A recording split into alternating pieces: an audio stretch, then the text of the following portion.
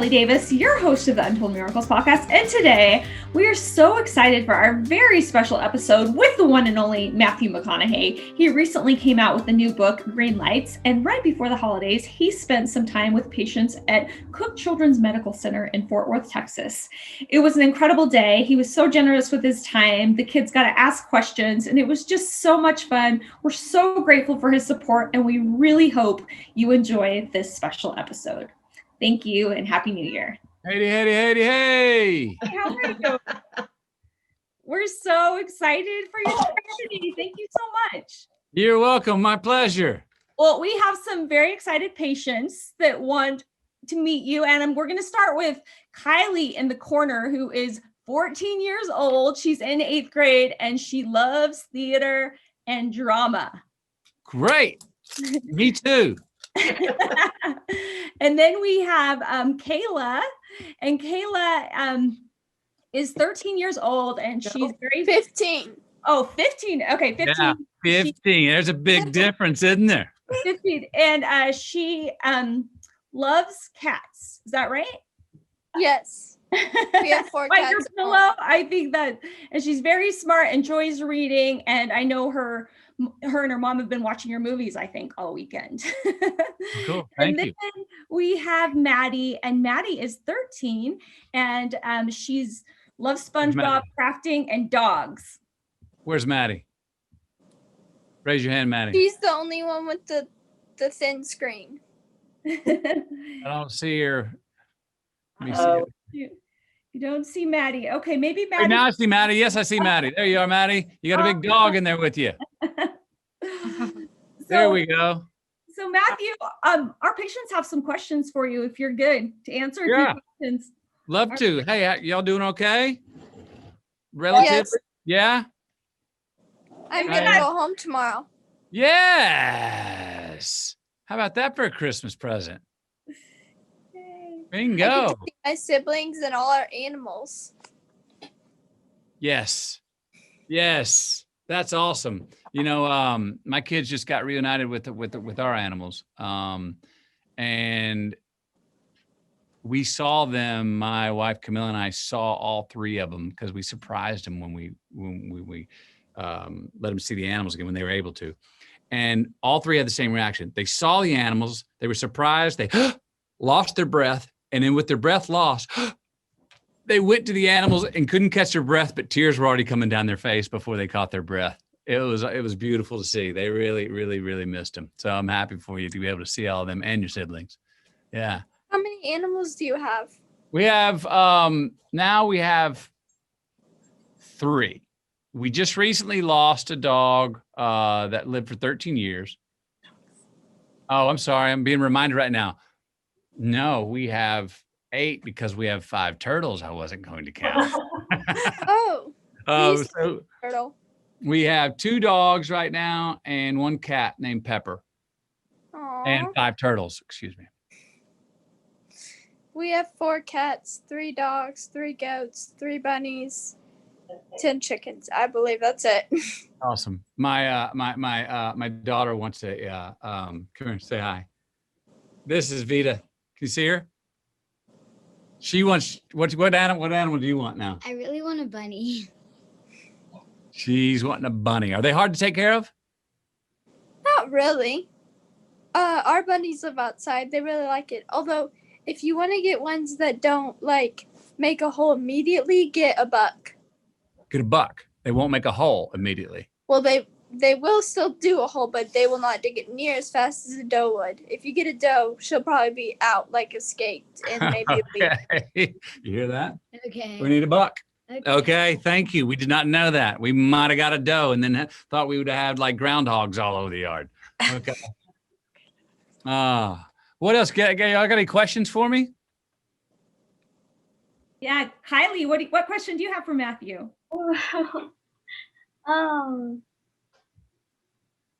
There's a lot of questions here. Anything you want. Can't really read your handwriting. When did you start acting? I started acting in 1992. I was at the University of Texas at Austin going to college. And I just the previous year had entered myself into film school. So I wanted to be in the storytelling business. I just didn't know that I wanted to be on the other side of the camera, acting. And I met this guy, this casting director, and he called me in and gave me a chance for a role and 3 lines that were only 3 lines written in this film. And I went to work and I ended up working 3 weeks and just improvising stuff. And the director would call me in and the other actors would like lob me lines and I'd answer. And all of a sudden I was written into the script like nightly, just kept getting invited back to work. So 3 weeks work, 3 lines turned into 3 weeks work. And that was in 1992.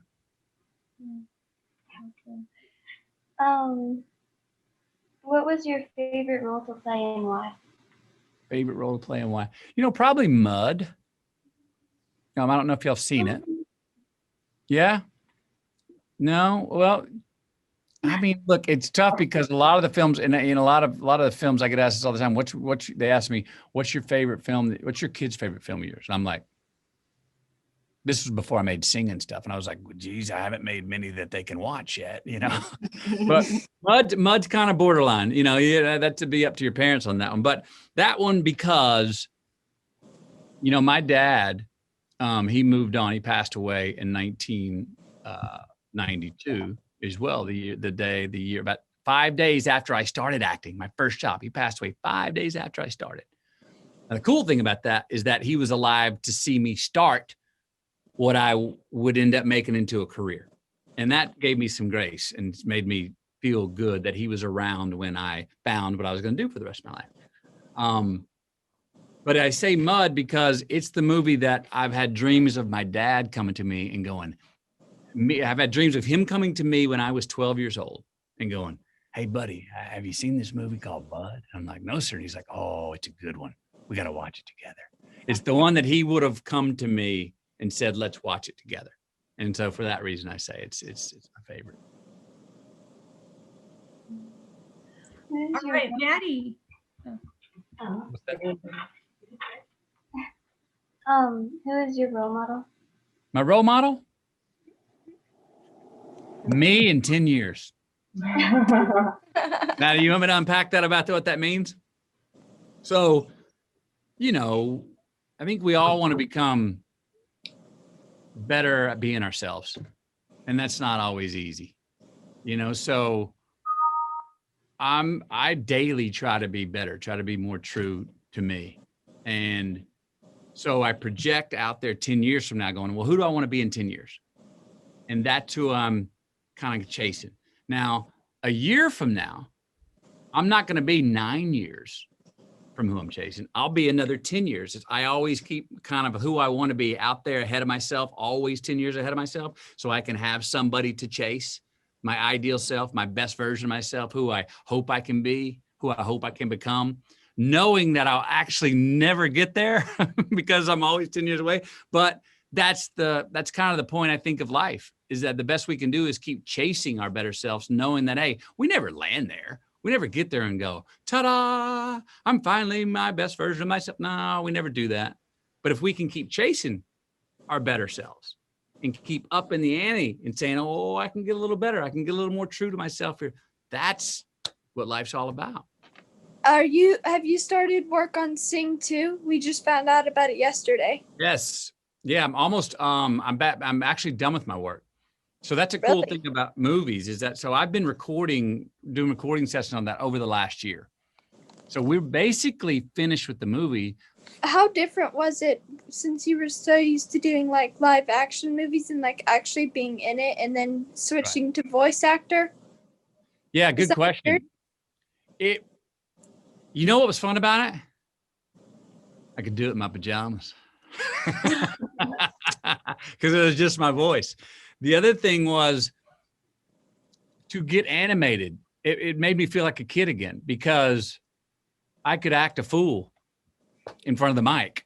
And if I screwed up, it didn't matter. What did it matter? They were just recording tape. Just do it again. Just do it again, and try and mess it up. Try and do it poorly. Try and do it well. Try and do it any way that comes to your mind. So when I found the music of the voice for Buster Moon, and I get in the recording sessions and it's 4 hours of me behind a mic in my pajamas dancing and trying this out and trying that out and doing whatever, because you can't really screw up even if you try. which is a pretty good lesson even for live action acting. It's like, I know when I do my best work, it's when I don't care about screwing up, because, hey, I can get another take, or why not try something out? It may not work. So what? Try it again,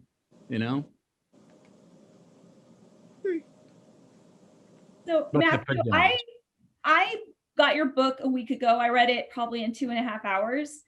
And it was so inspiring. And I was just telling the kids about your book before you got on the call. And you talk about, the book's name is Green Lights. And you talk about the red lights, Yep. the yellow lights, kind of all leading to green lights. I would say right now, these kids might be at a red light or a yellow Right. light before they get to their green light. What advice would you share with them as they are going through this? And where's a time in your life where you've really had to be brave like they are right now? Sure. Well, look, I mean, y'all came on unfortunate circumstances that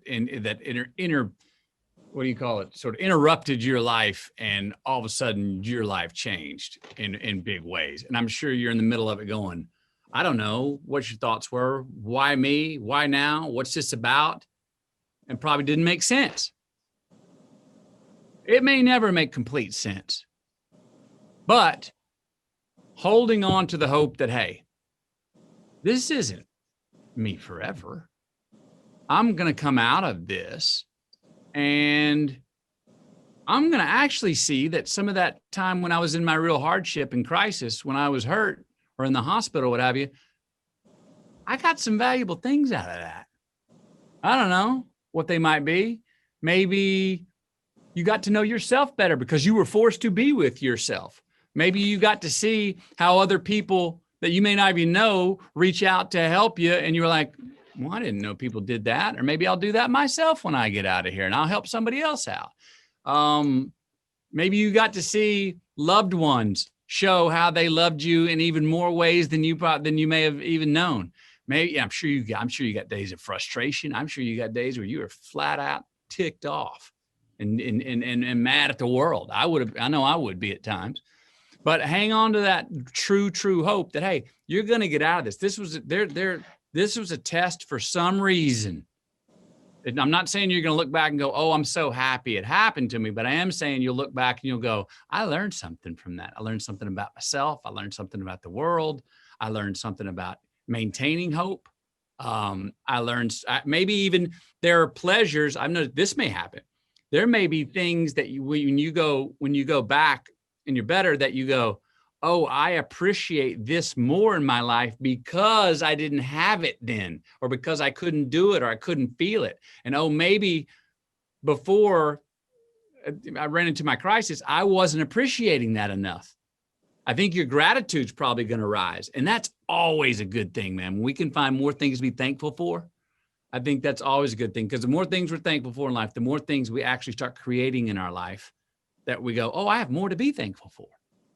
And hard times like you're in right now are like, make us reevaluate what we're thankful for that maybe we were taking for granted. You know what I mean? It can be what our mom does, what our dad does, what our brother does, what a sister does, what a friend does, what our animals are when you see them again. You know what I mean? You might pet those dogs a little longer. You know what I mean? There are good things that'll come out of it. And that does not deny the hardship that you're in. It does not erase it. It doesn't deny it, because it shouldn't, but it can make us value things that we have in life even more so when we come out the other side. And there's the great lessons in that. And for me, look, I got one story where right out of high school, I went on an exchange program. I went away for a year to live in a foreign land. I went to Australia. I didn't know anybody, nobody. And I was told I was going to be living on the outskirts of Sydney, on the beach, mate. Well, that sounded great, man. Sydney, this big city, the beach. Yoo-hoo, let's go. Well, that is not where I was living. I was living a long way away from any beach, and I was living in this very small house with a very odd family in the middle of nowhere. I had no car. I had no friends. I had no money. I had no nothing. I didn't have a phone. All I had was me in a very strange world, with some odd people. And I was lonely. I was lost. I was confused. I thought, is this how I'm gonna be forever? But I did have a hunch the entire time. No, it's not. No, it's not. I'll figure this out. I don't know what the lesson in this hardship is, but I'm gonna endure this. Because I could have come home. I could have said, I'm done. I'm losing my mind. I've got to go home. But I said, no, I'm staying, because I've got a hunch that there's something in this year of hardship and loneliness and being lost and confused that I'm supposed to learn. So I stuck it out. And that hardship of that year helped me so much down the line that I don't think I would be here talking to y'all right now with the life I had if I did not have that year. Because there are so many other things that I've run into that were hard and could have become crises that I said, like, oh, no, I got this, because I had that year where I was so lost and lonely and out of it. So I got stronger. I got more courage from it. I got tougher from it. Certain things that somebody else would go, oh, no, I don't want to do that. After that year, I was like, oh, I'll do it. Bring it on. Give it to me. I can handle this. So you get tougher, you get stronger, you get more compassionate, you get more loving, you get more understanding too. You even forgive more. Forgiveness is a good one that we can learn in these hardships, because when we go through hard times, we realize that we can forgive others, and we realize that we can even forgive ourselves for things that maybe we didn't before. So there's some freedom that can come out of these hardships. And you guys, when Matthew says the family was odd, he's putting it mildly. So you guys read his book to find out about his whole story in Australia, because the whole time my jaws dropped. I'm like, I can't believe he got through that experience. But now he lived to tell about it. And so I recommend reading that book, because it's so good. It's so inspiring. And Matthew, how did you learn to write like this? Like, your writing is unbelievable. It's just blown away. And I mean, I've always loved writing. I've always loved words. I've always loved a good sentence put together that when you read it, the way it was put together, you know exactly what the writer meant. It puts you in that place. You can almost, something, a well-written, food review can almost make you taste the food. You can smell it if it's written well. In words, how they're put together is very particular. I've always been a storyteller, like I'm talking to you now, telling the stories, but it's different to put the written word on page. Meaning, I thought the book's full of stories, and I thought that if I just recorded myself telling the best version of the story and I transcribed that to the page, that'd be the best version on the page. No, it wasn't. It was actually 30% too long, because when I'm talking to you, I'm filling up. You hear my stutter and I raise, but you see my voice go up and my eyebrows go up, and I go, and then she came around and going. You don't get to hear any of that intonation when you read the word on the page. So you really have to be particular with the word or the sentence to get across that, my meaning. So that was one of the big challenges in the writing. I've never been a huge reader, but I've always enjoyed writing. And I've been keeping journals for 36 years. I started keeping a journal when I was 14 years old. And I wrote about the bad times and I wrote about the good times. So I don't know if y'all been writing during this time, which maybe it's not the most ideal time. I hope you have. If you haven't, try and start. Right. Because you can also, when things get better, keep writing in a journal. There's nobody in the world that's more awesome to get to know than ourselves. And that's what writing in a journal can do. I love that. Maddie, do you have any questions? Come on, Maddie. Give me some. What's your favorite color? Today it's blue. It changes, but today it's blue. I got a beautiful sky out here. And last night, actually, the clouds are in such a way that the edge on top of the clouds in front of the blue sky were so crisp. The outline. Crisp and organic, as my kids were calling it. So today it's blue. Maddie, what other questions do you have? Maddie, what's your favorite color? Neon green. Oh, why? I don't know. It makes you feel good? Yeah.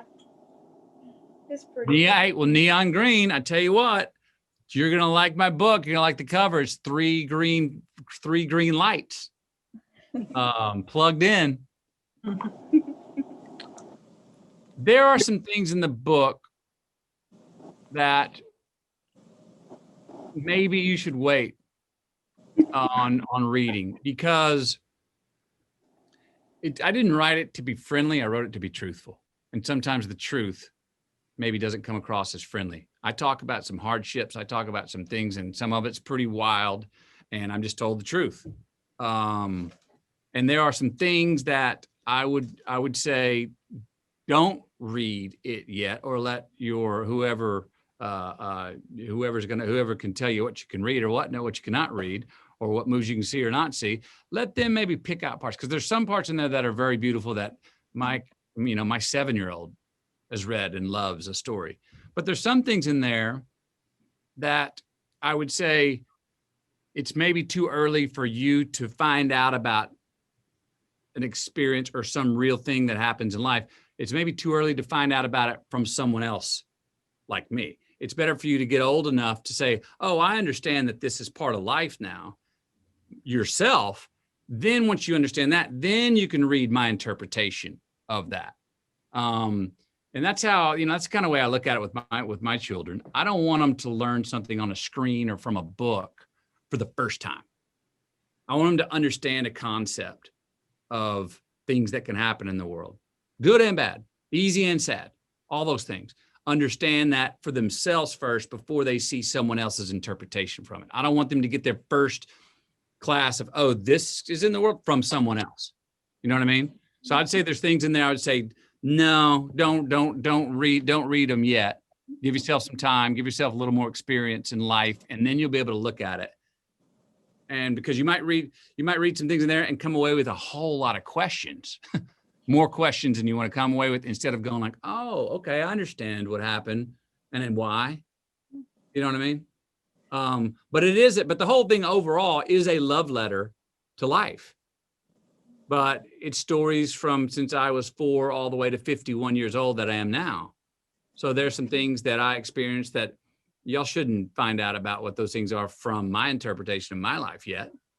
Maybe a few more years, you got to understand the circumstance before you can go, oh, I can look at Matthew's version of that, or what happened to him in that. Well, guys, we just have a couple more minutes. Do you guys have any other questions for Matthew? Kylie, do you have one? No. Okay, you look like you had one. What about you, Maddie? I feel like you might have another one. Neon green, come on, Maddie. Come on. Anything you want. You want to tell me about me? Bob, What's that? do you like SpongeBob? I think he cracks me up from time to time. Yeah, he's got a pretty quick lip. Okay, Matthew. So I just have one question before we close. Through COVID, you've given a lot of your heart to a lot of people in need. You've done a lot of Zoom calls with people playing bingo. You're visiting the kids at Cook Children's Hospital right now. Why is it so important to you to show up for others and give back to these kids today?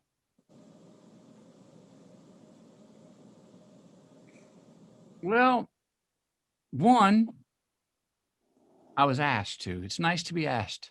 It's nice to be asked. 2,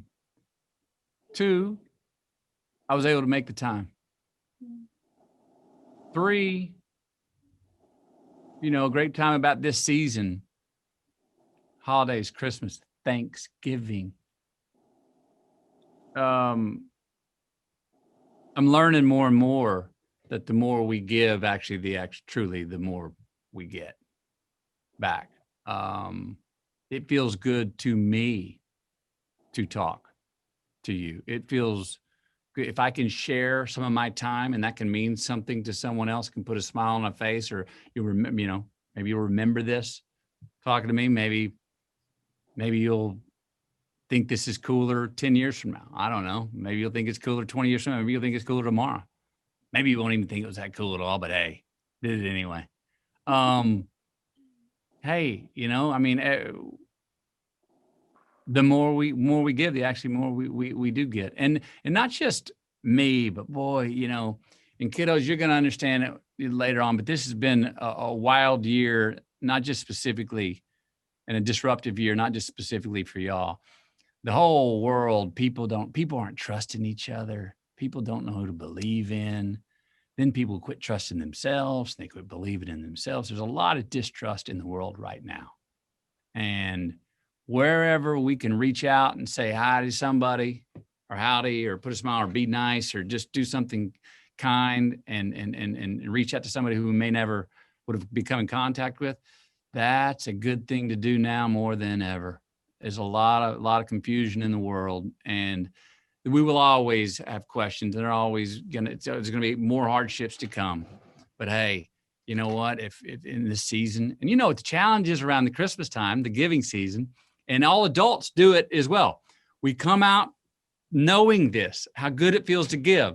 And then slowly we go into next year and we start to forget. And we give a little less, and then we're reminded, oh, here's Thanksgiving again in the Christmas season. If more of us could take the feeling how good it feels to give and to receive from this time of year into January, February, March, April, May, June, July, August, all the way through the year, the better. Boy, the longer we could maintain it, the better. So it feels good to me to be able to do this as well. Well, thank you so much for your time, Maddie, Kylie, Kayla. Do you guys want to say anything to Matthew?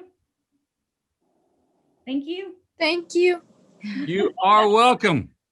Yes, great to see y'all. And what's that? I don't know if you've ever been to Fort Worth and seen Cook Children's Hospital, but it's one of the best hospitals that we work with in our network of 170 children's hospitals across North America. We really appreciate you showing up today for these kids. Well, my pleasure. And hey, Merry Christmas, Happy Holidays. Get home, enjoy those animals and siblings, Kayla, Maddie, and Kat D. Appreciate it. All right, great to talk to y'all. And Merry Christmas to your family. Happy thank holidays, you. Matthew. Merry Christmas to y'all. Okay. Merry Bye. Christmas. Bye. Thank you. Bye. Bye-bye.